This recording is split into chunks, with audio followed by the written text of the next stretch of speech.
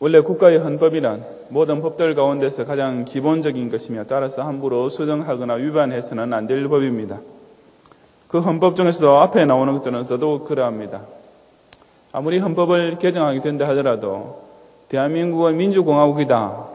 대한민국의 주권은 국민에게 있고 모든 권력은 국민으로부터 나온다라는 헌법 제1조나 대한민국의 국민이 되는 요건은 법률로 정한다. 국가는 법률이 정하는 바에 의하여 제외 국민을 보호할 의무를 진다라는 헌법 제2조.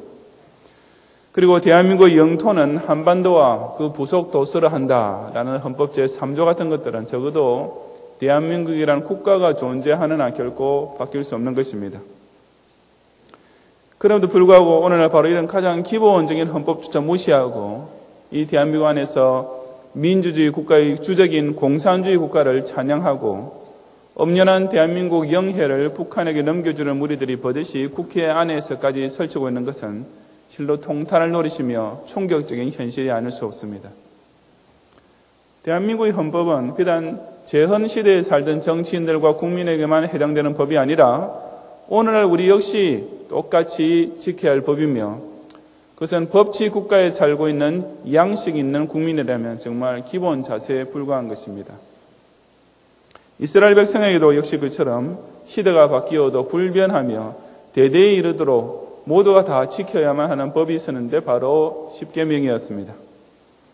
본문 1절부터 5절 상반절에 기록하기를 모세가 온 이스라엘을 불러 그들에게 이르되 이스라엘아 오늘 내가 너희 귀에 말하는 규례와 법도를 듣고 그것을 배우며 지켜 행하라.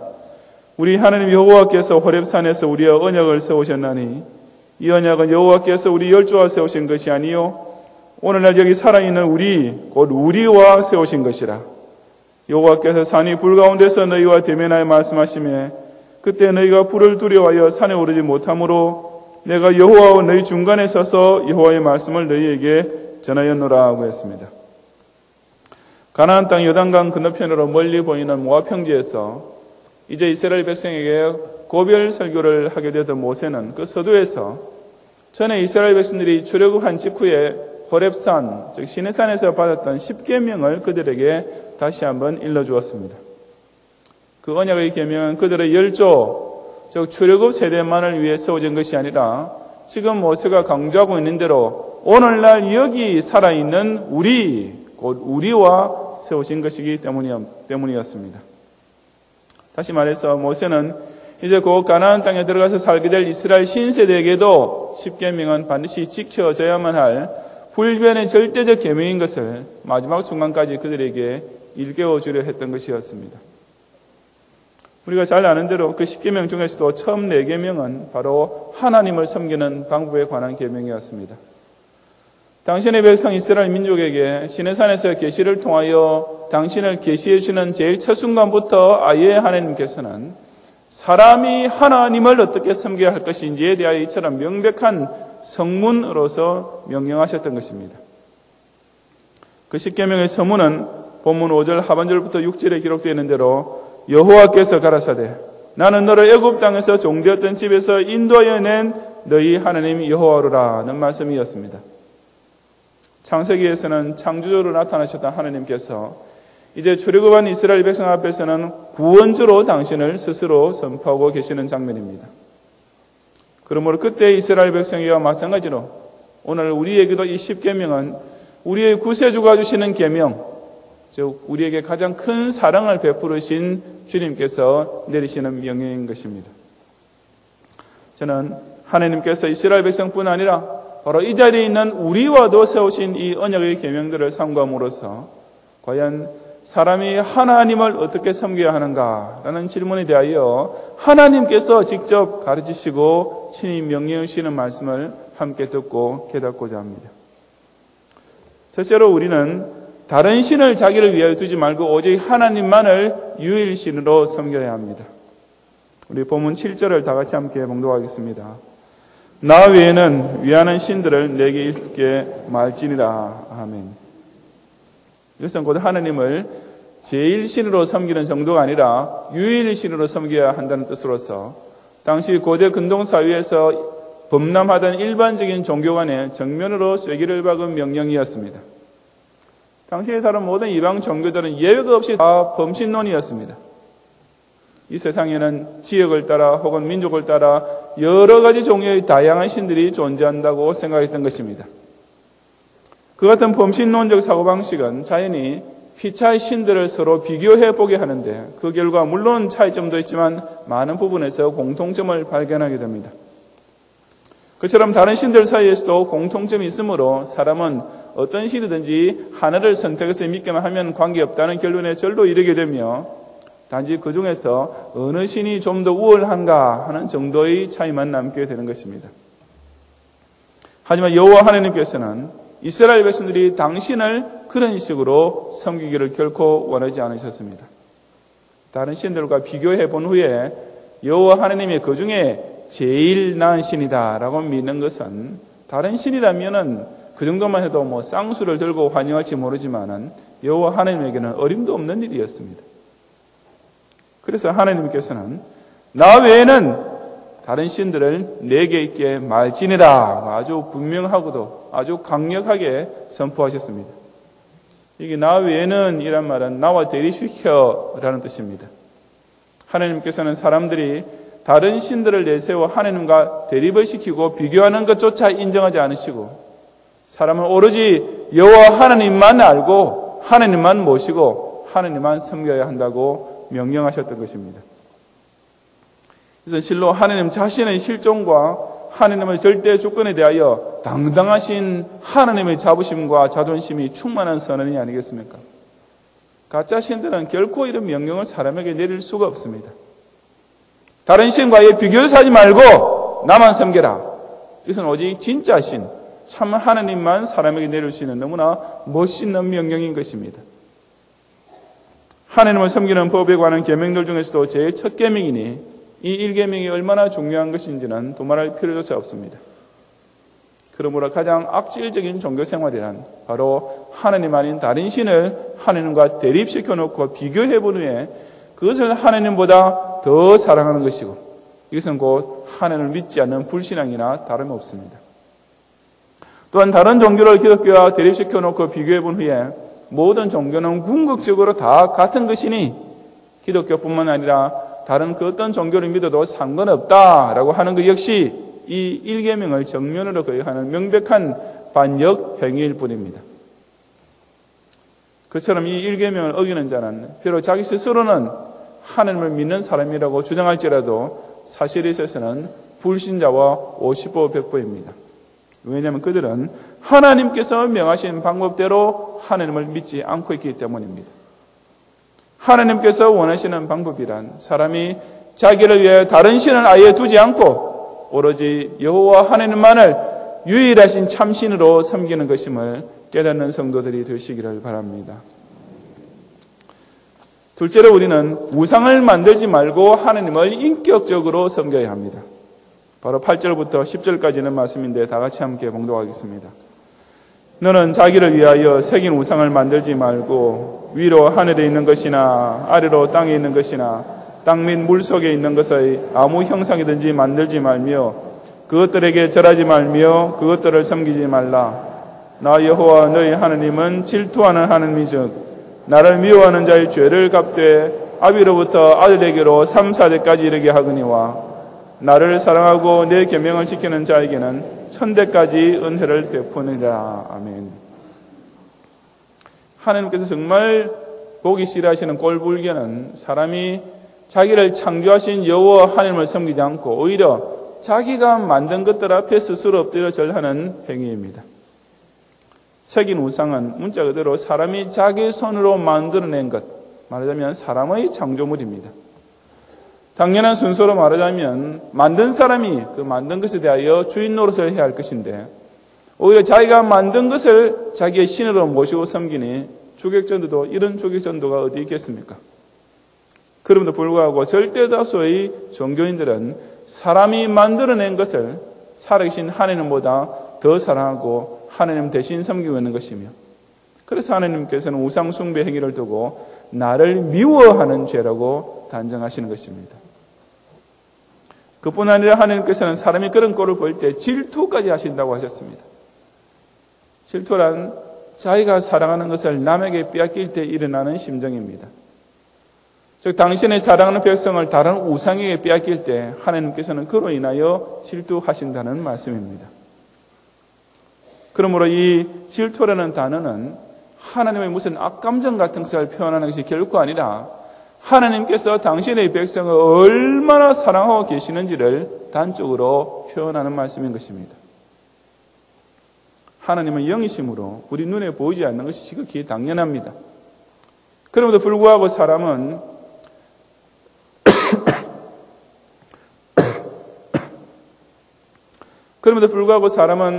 하나님을 직접 보거나 만질 수 없다는 것을 자기네의 불신앙을 변명하는 최대의 논거로 사용해 왔습니다. 그리고 어처구니 없게도 그런 사람은 자기가 스스로 만들어낸 것, 그래서 자기가 감각할 수 있고 자기가 이해할 수 있는 것만 믿게 되는 우상 숭배자로 전락하게 됩니다. 일단 참 하나님을 따라버린 사람에게 남는 것이라고는 자기라는 존재와 그 자기가 만들어낸 것밖에 없기 때문입니다. 그 결과 사람은 자기가 이성으로 추론해낸 원리, 사람이 자기가 만든 망원경으로 볼 수 있는 우주, 사람이 스스로 추구하고 싶은 욕망, 사람이 자기 힘으로 성취할 수 있는 이상, 이런 것들만 하나님 대신 믿고 숭배하고 사랑하면서 그 인생을 보내게 되는 것입니다. 참으로 어리석은 우물한 개구리 같은 인생이 아니겠습니까? 그러므로 사람의 자기가 낸 우상을 하나님보다 더 사랑하는 이런 어처구니 없는 배역 행위를 가리켜서 하나님께서는 구약 여러 곳에서 음행이라고 말씀하시는 것은 지극히 적절한 표현입니다. 사람이 만들어낸 것을 사람을 만드신 하나님보다 더 숭상하는 것. 사람이 하나님을 바로 섬기기 위해서는 바로 이 엄청난 바보짓에서 벗어나야 한다 하고 하나님께서는 우리에게 일깨워 주시고 명령하십니다. 그런 까닭에 우리는 영이신 하나님을 그런 가시적인 조각물로 전락시키지 말고 오직 자신의 인격의 지성소에 모시고 섬겨줄 알아야 됩니다. 그렇게 하나님을 믿어야 그런 인격적인 부모의 신앙이 자식에게도 그대로 전해질 것이며 바로 그 결과 그 후손의 천대까지 이르는 은혜가 축복의 유업으로 이어지게 되는 것입니다. 인간의 감각의 대상이 되는 것만 신이라고 생각하는 엄청난 착각과 인간이 스스로 만들어낸 우상을 하나님 대신 섬기는 엄청난 죄악에 결코 빠지지 말고 오직 성령께서 감화감동하시는 자신의 심령의 성전에 이 살아계신 하나님을 모시고 항상 인격적으로 섬기는 성도들이 되시기를 바랍니다. 셋째로 우리는 하나님 이름을 망령되이 걷지 말고 하나님을 지극히 존중하며 섬겨야 합니다. 본문 11절을 다 같이 함께 봉독하겠습니다. 너는 너희 하나님 여호와 이름을 망령되이 걷지 말라. 나 여호와는 나 이름을 망령되이 걷는 자를 죄 없는 줄로 인정치 아니하리라. 아멘. 여기 망령되이라는 말은 함부로 혹은 헛되게 등의 뜻으로 쓰인 단어입니다. 즉 이 계명은 하나님 이름을 저속하게 사용하거나 혹은 하나님 이름을 거짓되게 부르는 죄를 경고하는 것입니다. 이름이란 그 이름의 주인된 존재의 인격과 밀접한 관계가 있습니다. 그러므로 사실 사람 사이에서도 남의 이름을 함부로 사용할 수 없는 법입니다. 남의 아이디를 도용하여 인터넷 계정을 만든다든지 자기 나라 대통령 이름을 사칭하며 돌아다녀서는 안 되는 것입니다. 그렇게 남의 이름을 함부로 부르거나 오용하다가는 명예훼손 내지는 사기죄로 고발당하게 될 것이 뻔합니다. 그런 까닭에 하나님의 백성된 성도는 더욱 그 성호를 부를 때 지극히 조심해야 함이 당연하지 않겠습니까? 하나님께서는 당신의 거룩한 신 이름을 당신의 선민된 택자들이 사용할 수 있도록 허락해 주셨습니다. 세상 나라의 백성들과는 달리 하나님 나라의 성도에게는 하나님의 이름으로 기도하며 하나님의 이름으로 축복하고 하나님의 이름으로 공회에서 선포할 수 있는 실로 놀라운 특권이 주어진 것입니다. 하지만 바로 여기에 우리가 주의해야 할 점이 있습니다. 우리가 그처럼 하나님 이름을 마음껏 불러 사용할 수 있는 까닭에 그 하나님 이름을 함부로 부르거나 헛되이 부를 위험 또한 크게 따르기 때문입니다. 우리나라 사람들은 자기 아버지 이름도 함부로 부르지 못하도록 집에서 교육을 받고 자르지 않습니까? 사실 아버지 이름이란 표현도 버릇없는 것이라 해서 부친 존함이라 해야 하고 그 이름의 각 글자 뒤에는 반드시 석자, 원자, 태자 이렇게 자자를 넣어 부르는 것이 예의인 줄 알고 있습니다. 그렇다면 우리가 하나님 이름을 받드는 법은 그에 비하면 어느 정도가 되겠습니까? 여러분, 여러분의 자녀들이 영어라고 함부로 하나님 이름을 가지고 오 마이 갓 따위로 저속하게 사용하는 것을 그냥 무심하게 흘려버려서는 안 됩니다. 자신이 성부, 성자, 성령 이름으로 세례를 받은 것이나 그 이름으로 서원 기도를 올린 것이나 그 이름으로 주일마다 신앙 고백하고 있는 것들이 다 얼마나 신실하게 지키고 있습니까? 뭐 이름 정도 가지고 사람이 좀 실수도 할 수 있는 것이지라고 제멋대로 속단하지 마시기 바랍니다. 왜냐하면 그것은 하나님의 이름을 저주해 하나님 이름을 거짓 명세에 사용하고 있는 지극히 심각한 죄이기 때문입니다. 우리는 뭐 별것 아니라고 생각할지 몰라도 하나님께서는 그처럼 당신의 이름을 망령되이 일컫는 사람을 결코 죄 없다고 하지 않으신다고 하셨기 때문입니다. 하나님을 제대로 섬기려면 우선 그 하나님 이름부터 진심으로 극히 귀히 여기고 존중하는 마음으로 불려하는 것을 늘 기억하면서 이 하나님 여호와의 성호를 늘 경외하는 마음으로서 그 이름을 부르고 전파하는 성도들이 되시기를 바랍니다. 넷째로 우리는 안식일을 거룩히 지킴으로써 하나님을 성별된 마음과 자세로서 섬겨야 합니다. 12절 이하 15절까지 말씀을 다 같이 함께 봉독하겠습니다.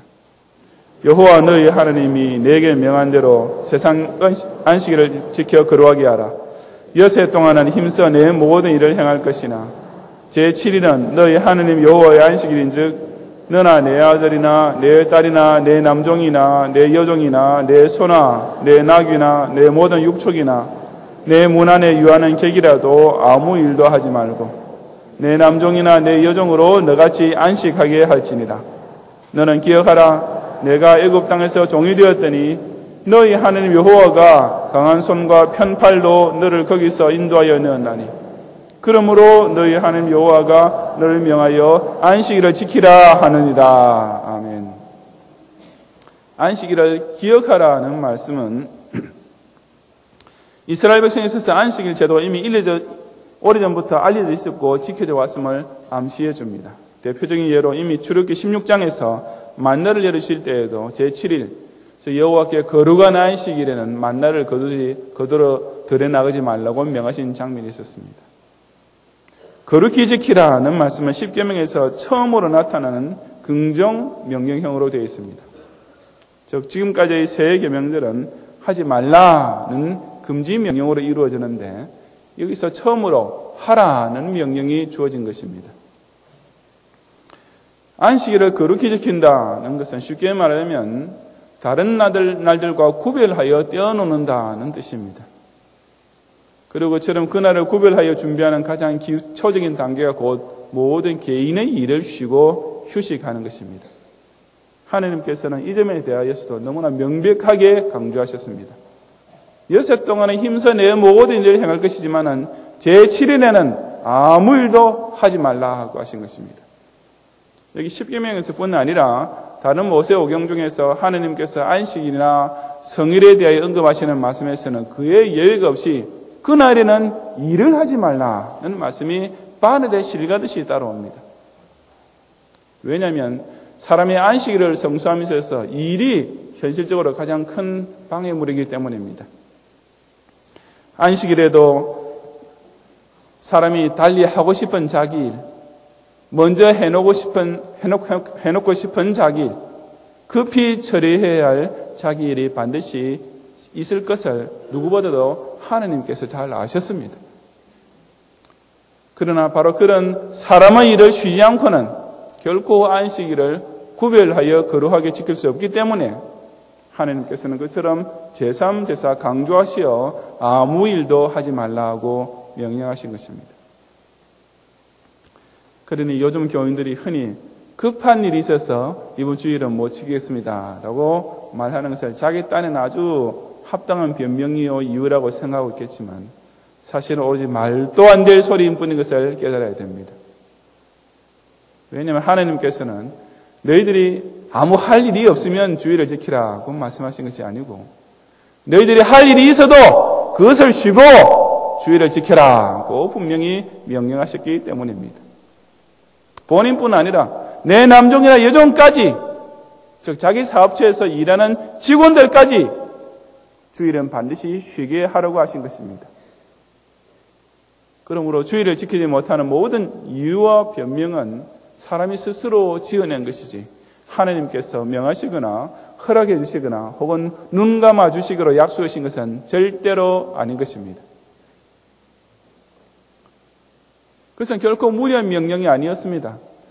왜냐하면 하나님께서는 힘써 내 모든 일을 충분히 할 수 있는 엿새를 우리에게 주셨기 때문입니다. 그것은 결코 지나친 요구가 될 수도 없었습니다.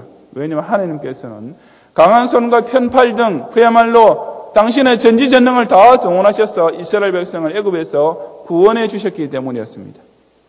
그러니 우리는 주일이라는 날만큼은 완전히 하나님께 성별하여 바쳐야 하고 조금이라도 자기를 위해서 그 시간의 일부분이라도 떼먹어서는 안 됩니다. 이처럼 주일을 거룩하게 지키는 것이야말로 신자가 자신의 시간뿐 아니라 나머지 모든 마음과 정성과 힘과 뜻과 인생 전부를 하나님께 구별하여 바치며 섬기는 제일 기본 단계가 되는 것을 깨닫고 우리를 구원해 주신 하나님께서 우리에게 요구하시는 제일 첫째 긍정 명령인 주일 성수를 꼭 순종하여 지키는 성도들이 되시기를 바랍니다. 성도 여러분, 우리가 이 세상 사회에서 어른을 잘 모신다는 것은 쉬운 일이 아닙니다. 하지만 그 어려운 일이 정말 더 어렵게 되는 경우가 있는데 그것은 그 어른이 정말 무엇을 바라시는지 도통 솔직히 말씀해 주지 않으실 때입니다. 그건 해도 되고 안 해도 된다라든지 내가 알아서 해라고 부모님께서 말씀하실 때는 자식들이 참 난감하지 않습니까? 어떻게 모시기는 해야겠는데 그 속마음을 잘못 읽고 모셨다가는 자기는 좋은 뜻에서 한 일도 오히려 어른의 기분을 상하게 할 수도 있고 때로는 역정을 내실지도 모르니까 아랫사람으로서는 참으로 진퇴양난의 처지가 되곤 하는 것입니다. 반면에 그 어른이 자기가 좋아하는 것이나 원하는 것을 자식이나 아랫사람에게 분명히 가르쳐 줄 때는 정말 쉽습니다. 뭘 잡수시고 싶다고 하신다든지 혹은 어디에 다녀오고 싶다고 말씀하시든지 하면은 그런 경우에 어른을 모시기는 매우 간단 명료합니다. 그저 원하시는 대로 해드리기만 하면 아무 뒤탈 없이 깨끗이 끝날 수 있기 때문입니다. 그러므로 잘 생각해 보면은 어른이 당신이 바라시는 것을 명백하게 밝혀주시는 것은 아랫사람의 처지에서는 결코 부담스러워할 일이 아니라 오히려 그 어른께 감사해야 할 일인 것입니다. 성도가 하나님을 섬김에 있어서도 똑같은 원리가 적용됩니다. 하나님께서 만일 당신께서 존재하신다는 사실만 사람 앞에 밝히시고 이제 너희들이 알아서 날 섬겨라 하고 명령하셨더라면 사실 사람으로서는 그 얼마나 힘든 일이 되었겠습니까? 자식이 부모님 속마음 알기도 힘든데 사람이 어찌 하나님의 마음을 바로 살펴내어 제대로 섬길 수가 있겠습니까? 하지만 감사하게도 하나님께서는 그처럼 애매한 태도를 취하지 않으셨습니다. 하나님께서는 사람이 당신을 어떻게 섬겨야 할지, 어떻게 해야 당신께서 기뻐하실지에 대하여 이 10계명 제1계명부터 제4계명까지를 통하여 지극히 간단하고도 명료하게 밝혀주신 것입니다. 그렇다면 우리에게 남아있는 일이란 단지 그 명령에 따르는 것밖에 없지 않습니까? 그러니 사실 하나님을 바로 섬기기란 이처럼 간단하고도 쉬운 것입니다. 우리가 하나님을 섬길 때는 그저 하나님께서 원하시고 명령하시는 대로만 섬기면 됩니다. 굳이 쓸데없는 다른 궁리를 할 필요가 뭐가 있겠습니까? 왜 사람이 자기가 만들어낸 방법으로 하나님을 섬기려는 바보짓을 하려 합니까? 하나님을 다른 신과 같이 여기는 것, 인간의 창조물을 하나님 대신 숭배하는 것, 하나님의 성을 자기 편리하게 남용하는 것, 하나님의 나를 자기 일로 채우는 것, 사람이 생각해낸 이런 방법으로 하나님을 섬겨서는 결코 안 됩니다. 하나님을 섬기는 것은 정말이지 하나님께서 원하시는 대로 하지 않으면 아무 쓸모없을 뿐 아니라 당연히 하나님의 진노를 살 수밖에 없기 때문입니다. 하나님만을 유일신으로 모시고 하나님만을 사랑하며 하나님의 성호를 경외하는 마음으로 부르고 하나님의 성의를 성별된 자세로 지키는 이 네 가지가 바로 하나님께서 원하시는 하나님 섬기는 법입니다. 하나님께서 스스로 원하시고 신이 명하셔서 성경 말씀에 명백히 기록되어 있는 이 십계명을 따라 하나님을 신실하고도 충성스럽게 섬김으로써 그 하나님 아버지를 진정 기쁘시게 해드리는 하나님의 언약의 자녀들이 되시기를 주님 이름으로 축원합니다.